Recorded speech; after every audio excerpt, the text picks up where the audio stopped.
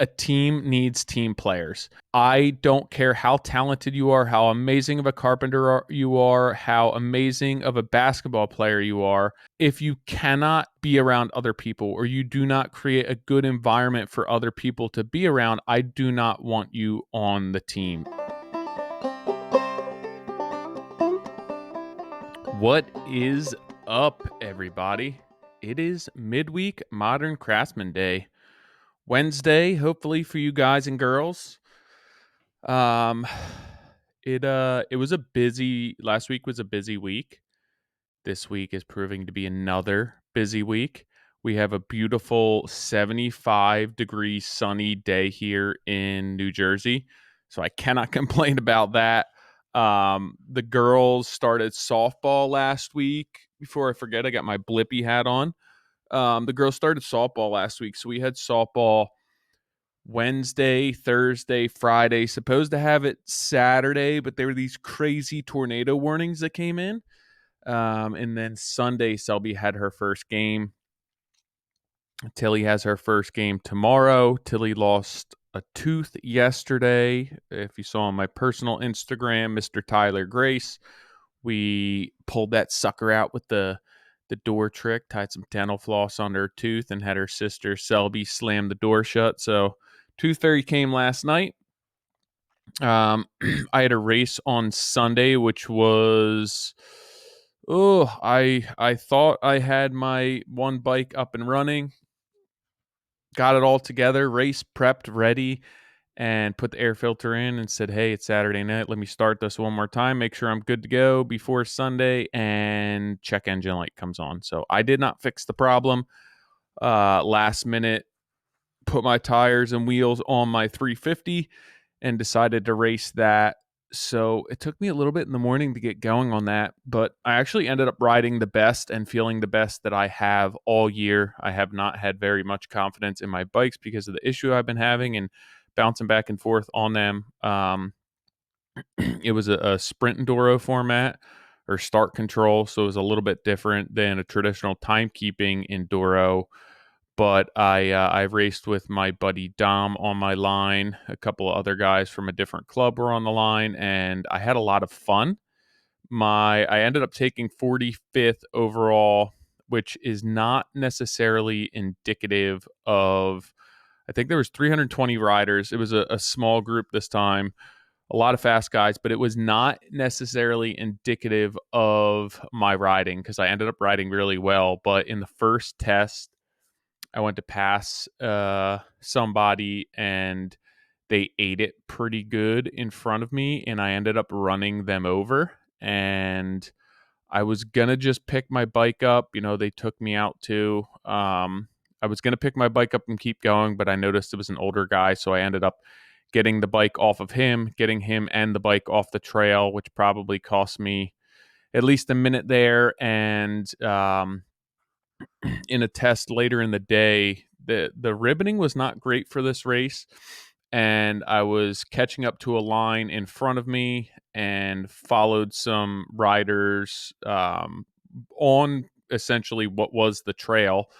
But I guess they didn't have that corner ribboned, and they had no W's up to signifying going the wrong way. So rows 9 through 14 or 9 through 13 pretty much blew that entire corner and rode a trail for about a mile that wound up dumping you out onto a dirt road, which was not the race. And so we all had to turn around and head back. At that point, they had somebody from the club there ribboning that off so nobody else would blow that corner. But that ended up costing me a little over 2 minutes there.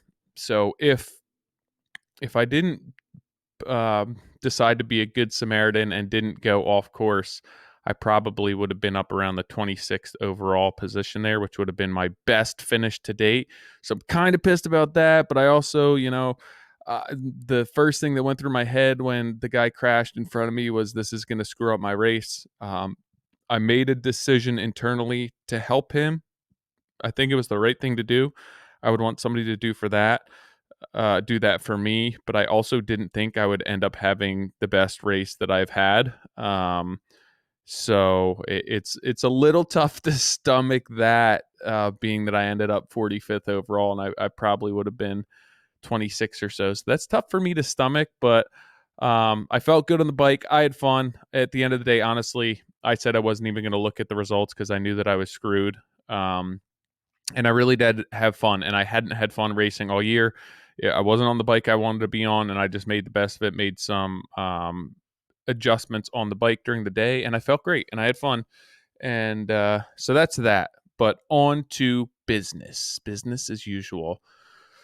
Hope you guys are having a good week, guys and girls. Next week, myself, Nick, Catherine, Doug, we're going out to Anderson to visit, create some content for them, record a podcast with their CEO, president that I'm pretty pumped about. That's a really cool opportunity. So thank you to the Anderson team for that. Thank you to Ellie, especially for coordinating all of this. We're really excited to do this and to get out there and create some content for them and show you guys what we can do. And we are very grateful for the team over at Anderson Windows who has invested us and believed in us and given us an opportunity to showcase what we can do. So looking forward to that trip. It'll be a quick one, heading out Monday, coming home Wednesday, and we will follow up with you guys and have some content based around that. I'll do at least one blog post on that as well. So I have a lot of people over the years have asked me what makes a good employee. I don't know if I'm the best person to ask. I don't have a ton of employees. I haven't had a ton of employees over the year, but I have had employees that have run the gamut. I've had great employees. I've had decent employees. I've had very shitty employees.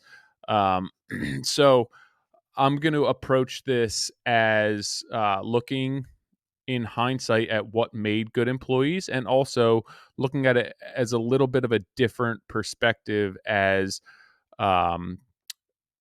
really putting together a team, and not, I'm sorry, I can't think of the word right now, not fabricating, but constructing a team of individuals and what you would look for with those individuals to create this team. So that's how I approach this. And as always, if you guys have anything to add, you want to reach out to me directly, Tyler at trghomeconcepts.com, and I can follow up with that. But somebody did specifically send me this question recently. I put it in my phone. I didn't make a note of who sent me this. So if you did, thank you for sending this question in. And thank you for all the questions. Keep them coming. I appreciate it. It's going to be difficult, again, to be creating content once a week with a unique blog post and a unique podcast recording. So any insight, any questions, anything that you want me to dig into or look into, or you just want to know about me, my business, hobbies, whatever it may be, reach out and I will put it on the list of things to talk about. First thing up, and I'm going to be looking at my notes here. As an employer, I think to create a successful relationship and find a good employee, you have to understand what needs you're looking to fulfill with that employee. If you bring in a general laborer and you need somebody who's more experienced, you're going to create issues. If you need somebody who has the ability to run a job and it's just a general laborer, obviously that's going to create frustrations.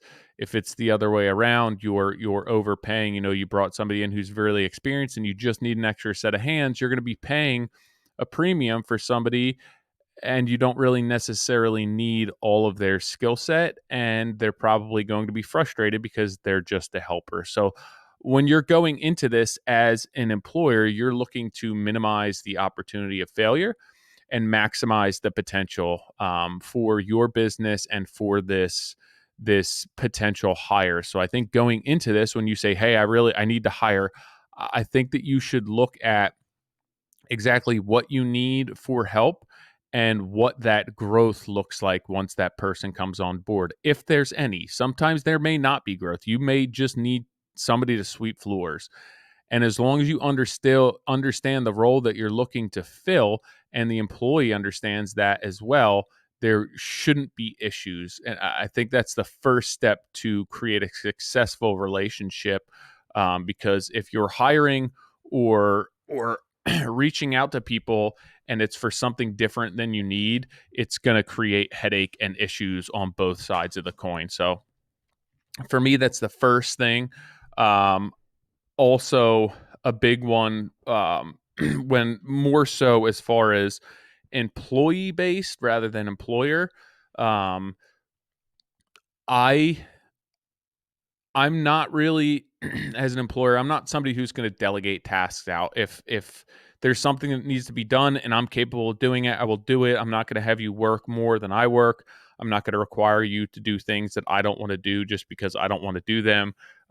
Some people will say that's not a great business move. That's just how I want to run my business. That's who I am. Sure, my time could serve my customers and myself better at times, but I want to lead by example and I want to be a team member and I do not want to feel that I'm above anyone else.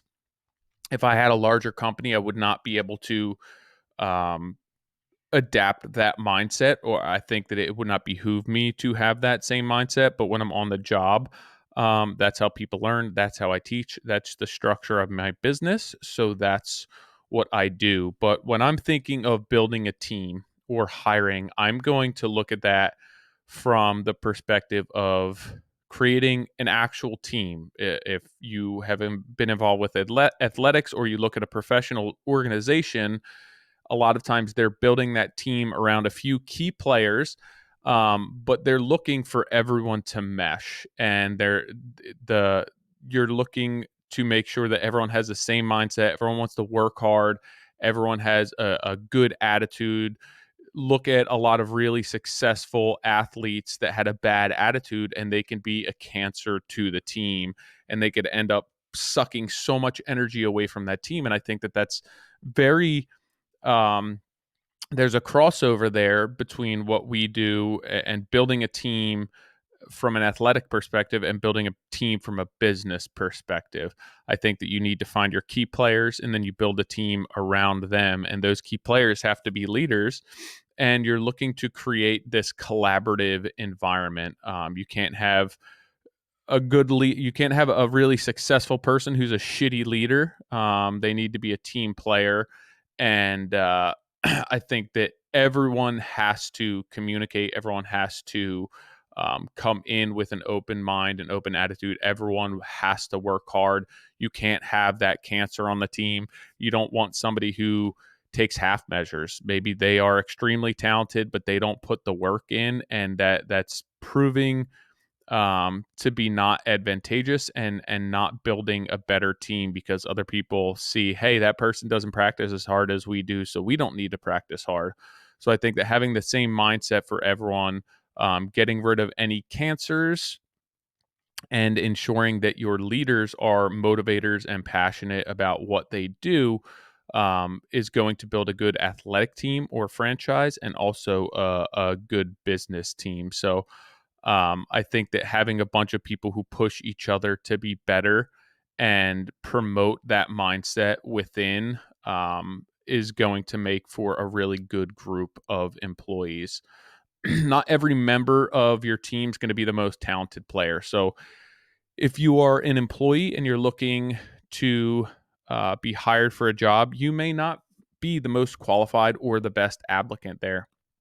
That's okay. And I would say that that's very normal. There's usually only one or two people who are the best who stand out, and then they build a team around them to support those players. And this is the same for business. So what you may lack in talent, you can make up for with attitude, drive, and effort. And I think of going to battle with somebody or approaching a project with somebody. And I would rather go into that project with somebody who has a really good attitude, who is going to work really hard, than somebody who's just going to look to skirt through with talent and maybe experience alone, and not put us forth so much effort. I think that there's a more of a progression with the previous person that I'm speaking about.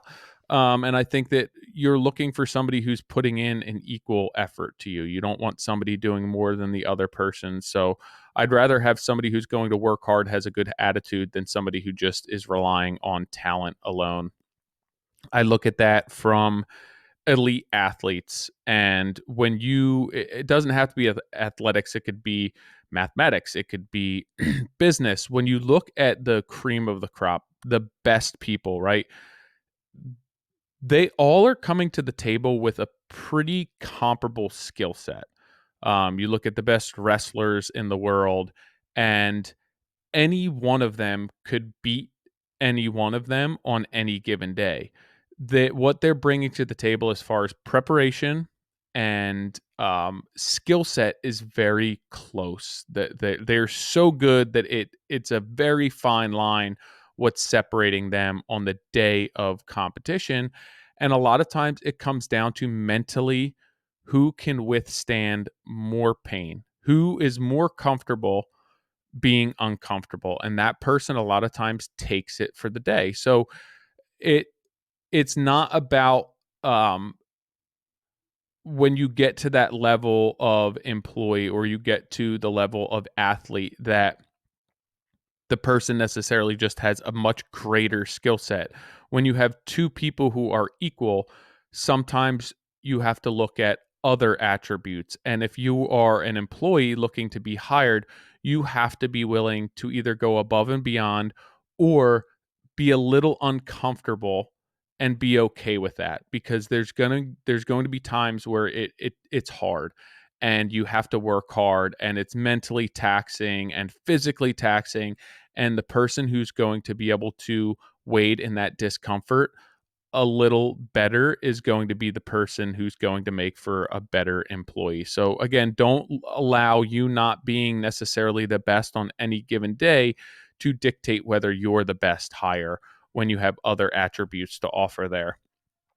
Another thing that makes a good employee for me is efficiency. um, every one of us, it's the same as before, every one of us gets 24 hours in a day, and we've seen over the past few years on the internet of people saying, well, I work 15 hours, 16 hours, and I did that for a while, and I realized that you're still exchanging time for money. And you're not making more money just because you're self-employed and you can put more time in a day.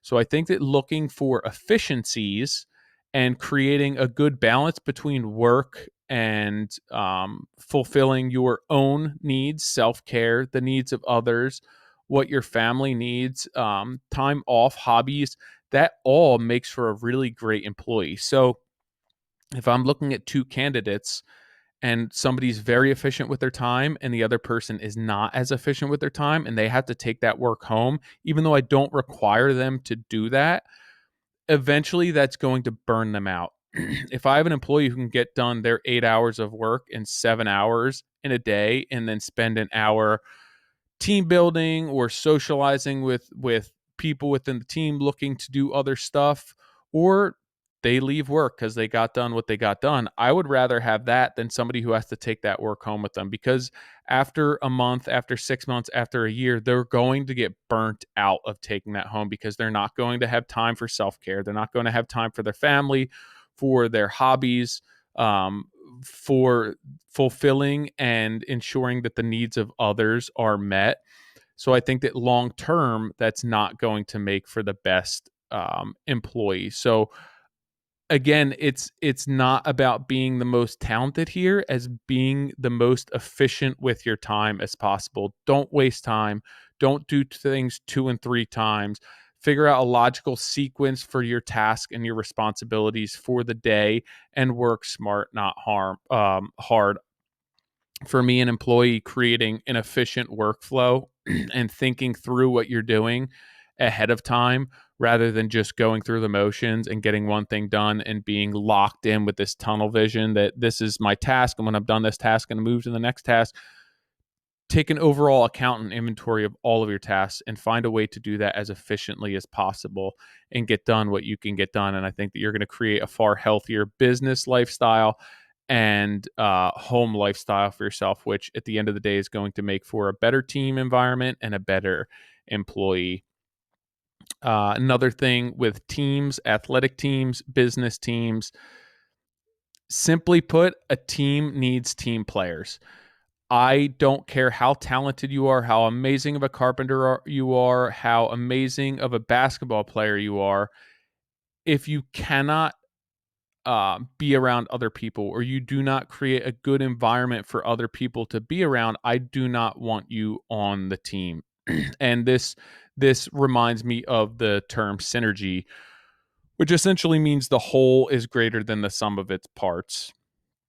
And for me, looking at a team or a business, the entire team, creating this team on six people who are all moderately talented, who all work together, is going to have an overall higher value to me than a team of six people um, who are more talented, but they don't take a collaborative approach, right? So now you have six individual employees who maybe they work better, they're more efficient, and they're more talented, but independently they don't come together and they don't create this team approach, and they don't create a work environment that's collaborative. And at the end of the day, those six employees who are maybe a little less talented or maybe a little less efficient, the ability for them to work together and create this synergy is far more valuable. So building a team of superstars that are independent of each other is not necessarily the best bet. So when you're coming to the table as an employee, again, maybe you are the superstar, but do not allow that to prevent you from taking a collaborative approach to business. Do not isolate yourself through your success, through your abilities. Ensure that you are being a leader and you are spreading your knowledge and spreading your mindset and your efficiencies, and leading by example and being a leader, because that's going to rub off on everyone else and you're going to create a collaborative work environment. On the other hand, if you are not the most talented, excuse me, if you're not the most talented, latch on to those people who are more talented, create that team environment, create that synergy, and you will bring a ton of value to your employer. So, again, it's not always about being the superstar within this business team or this athletic team. Come to the table that you are able to work and play well with others, and you can put your minds together and take a collaborative approach to a business or athletics, and you are going to be somebody that they want, that manager or that business, that employer wants on their team.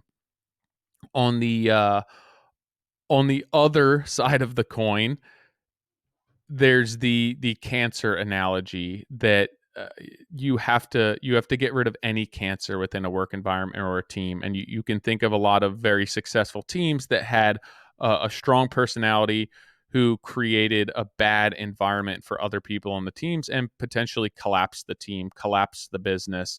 So do not be that cancer as an employee. Separate yourself from that. You you have to look, and in any situation, for the people who are bringing others up and then the people who are bringing others down, and you have to isolate and separate yourself from the negativity there. Um, so as an employee, that doesn't mean that you're going to walk through the door every single day with a shit-eating grin on your face. I'm not happy every day I show up to work. I wouldn't expect an employee to be happy every day they show up to work. People are not happy for the majority of their life. It's probably, I know that Instagram has basically expressed that that is normal, but it's not. People aren't happy all the time. You don't have to be happy all the time, but you should come into work. And if you're not feeling it that day, fine, that's that day. Take the day for yourself. But overall, you need to be a positive person. You need to have a positive mindset. And there's a difference between positivity and happiness. So when you're dealing with everyone else around you, having that positive aura and not being somebody who's negative and demeaning and always just a Grinch is going to make you a really good prospect for an employer. When you are interviewing somebody, if for a position, and there's a very talented person who you can tell is just egotistical and very independent and isolating, and you're looking to build a team, they may not be the best fit. And you may come in as somebody who's a little less talented, but wants to play as a team player. You have a really good attitude, um, goodwill, integrity. You carry yourself a certain way. And that's the person who's the best fit for that job, because what they will make up for compared to the person who just cares about their own personal success is far greater from the team approach when building a team, when building a business, than that egotistical, very successful superstar of a person. There are a lot of character traits that are more important when looking at the big picture, as being content, being hungry, driven, motivated, ambitious, communicative. You have to remember here that a chain, as an employee and as an employer looking at a team, a chain is only as strong as its weakest link. And that's very applicable to us builders, carpenters, remodelers, any sort of business. When you are composing this team, you will only be as good as the weakest link. When you are building this house, you will only be as good as the weakest link, the worst product on that house. So you could build an amazing house, and if you put in shitty insulation, it's going to be a shitty house. It doesn't matter how great the finishes are, how expensive the windows are. If the insulation package sucked, if the roof sucked, it's going to be a shitty house. So you have to ensure that you're managing your team, you're managing your budget to consider that entire chain and not just independent links. Um, Lastly, for me, and this is a big one personally, I'm a very deliberate person. I'm a very driven person. I'm very intentional. Everything that I do, I'm going to do with intention, whether it's right or wrong. I'll figure that out afterwards, but I'm not going to be half stepping it. I'm not going to be doing things with half measures. And it's very simple to do, but when you are on a job, you should be walking deliberately. Do not, don't, I don't want to look outside and see you walking to my truck, dragging your feet with your head down, looking at your phone. It's fine if you want to do all that stuff, but like, have a little bit of intent when you walk. Um, Walk with your head up, be deliberate, walk with authority and direction. And this doesn't matter if you're paid hourly, if you're paid salary. If you're not paid at all, you should be carrying yourself with dignity, integrity, and standing tall. Um, it's really huge for me when somebody works for me and they hustle. And it's not necessarily that, hey, I'm paying you money, you need to hustle. It's just the way that you carry yourself. And if I'm watching an interaction, or say I'm watching a sports practice and there's a dozen people out there practicing, I am gravitating, um, towards the person who's hustling. And it's not for any other reason than that's what they want to do. They want to be the best version of themselves as possible. And then I look at the other players who are dragging their feet, who are moping, who are taking long water breaks, who are walking back to the circle, uh, taking longer stretching, falling back while running. And to me, it's a much bigger picture that I'm looking at there. And this does not mean that you have to be the fastest person running. This doesn't mean that you have to jump the highest, but you have to do that with authority, and you have to do that with intent. And the way that you carry yourself and how you depict yourself is very, very important. Um, it, I listened to a podcast once, and the, I believe I spoke about this with Nick, but essentially it was with children in gym class, and they were looking at their performance based scores, and they had a child who was fairly athletic from a physical standpoint, well built, and ran fast, and they were getting graded higher than a person who just lacked the natural athletic ability. Maybe they were a little heavier set, they were struggling more, and their time was a slower time than the person who ran faster. and they're basing their grade in that class, in that activity, on a performance based score. So the person who ran faster gets an A, the person who ran slower gets a B, a C, whatever that may be. And when they put heart monitors on these children, they realized that the slower, less athletic child was actually exerting more effort to run slower than the more athletic based child. So, in actuality, if I'm looking at how hard these people are working, the person who's running slower in this case is pushing themselves further than the person who's letting their talent take them to get a faster time. Where if they put forth as much effort as this unathletic child, they would probably be blowing their times out of the water. So when you look at it from that perspective and from that angle, the one child's pushing themselves beyond their limits at the upper rate of their heart rate to do as best as they can, even though on paper it doesn't look like they're as fast as the other child. So that is my point there, where you may not be the best employee, you may not be the most talented, you may not be the best player on this athletic team, but put forth the effort regardless. I would rather have somebody on my team, in my business, that is less talented but willing to work harder and put forth more effort than relying and coasting on their ability alone. So for me, that's huge. And that is attitude. That's the way that you carry yourself on a daily basis. And looking out the window when I ask somebody to run to the truck and grab something, and seeing the pace at which they walk tells me a lot about themselves. So don't be the person who's dragging their feet, who's moping around, who's taking an extra 5-10 minutes on lunch. It's not as much about the time that you're taking and the lack of efficiency there as it is just the attitude and the mindset that you don't want 100%, that you're not willing to give it 110%. As an employer, as an employee, the perfect employee and the perfect employer, they don't exist. Um, Approaching every opportunity with a positive attitude and a willingness to be comfortable being uncomfortable will lead to a great employee. Being able to communicate your wants and your needs as an employee are just as important as doing so as an employer.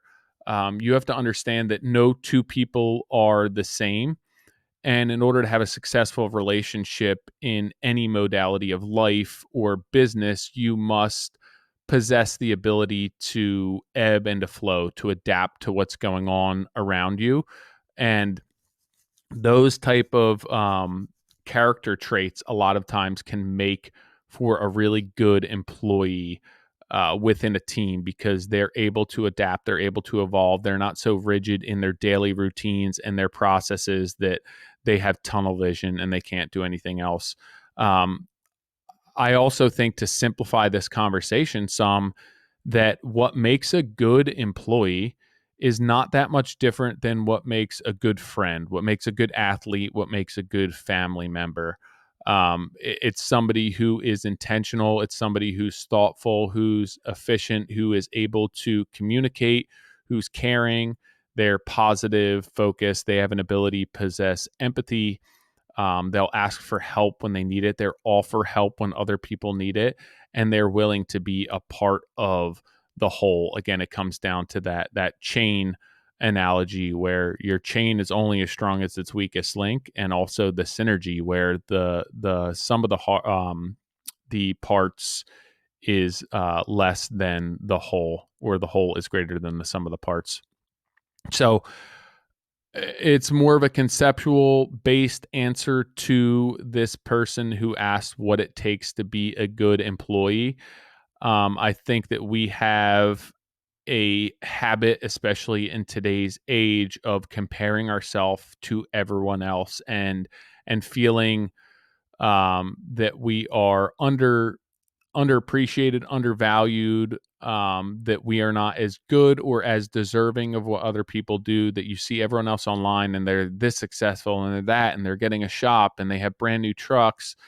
And I think that you need to throw all of that out the window and you need to go into every job and every relationship in your life as saying, how can I be the most beneficial person in this relationship? And that's not only with your skill set, but with your people skills and your ability to contribute to a team environment.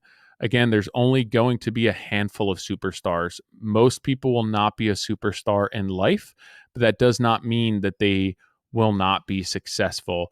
If you can be that Robin to the Batman, you are just as necessary, just as valuable as that superstar themselves. You look at all of the great athletic combinations with basketball players or quarterbacks and wide receivers, and one would not be who they are without the other. Both are very necessary, and they both pick each other up and make each other more valuable, demand more pay as a package.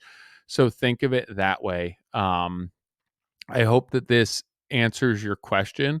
To me, a lot of it comes down to attitude, and it's not necessarily ability. It's how you carry yourself, how you treat other people around you, and how efficient you are within your daily responsibilities. I want people to not be handcuffed to work. I want them to be able to enjoy their lives and to make money. And I think that that makes for a really healthy work environment. Comparing someone who compares themselves to others and is very egotistical and so concerned with how they're doing and how other people are doing better than them or have more than them, that's not somebody that I want on my team, that I want to be around. I want somebody who's uplifting and resourceful and willing to really step up and give the best version of themselves to everyone around them. So I hope this helps you guys. Again, I appreciate all of the input, everyone reposting this, a ton of people reaching out. I had Adam from Contemporary Woodworks this morning.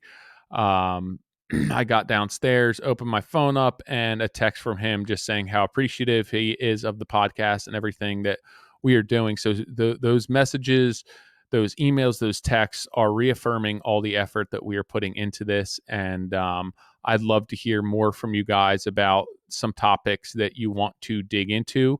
If this is helpful, if this is useful, and what you guys need from me, how I can serve you better, and my time that's getting devoted to this is as valuable and useful as possible.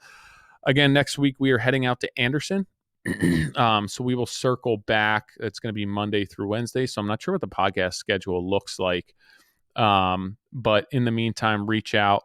Let me know if I can help you with anything. Tyler at trghomeconcepts.com. And thank you to all of our sponsors and partners. We have Anderson and Builder Trend for giving us an opportunity to devote some time to this and to the entire business and construction business industry. So if you have not checked them out, again, they're investing in us, which is investing in you guys. So if you have an ability to patronize those businesses, give them an opportunity, give them a shout, check them out on their websites or online. And I will catch you guys next week when we get back from Minnesota. All right. Hope you have a good week. Enjoy your weekend. Enjoy your Easter to those of who are celebrating. I know it's a big family week for everyone, so hopefully you have some downtime. Enjoy the nice weather and the spring that is approaching. I'll catch you guys next week.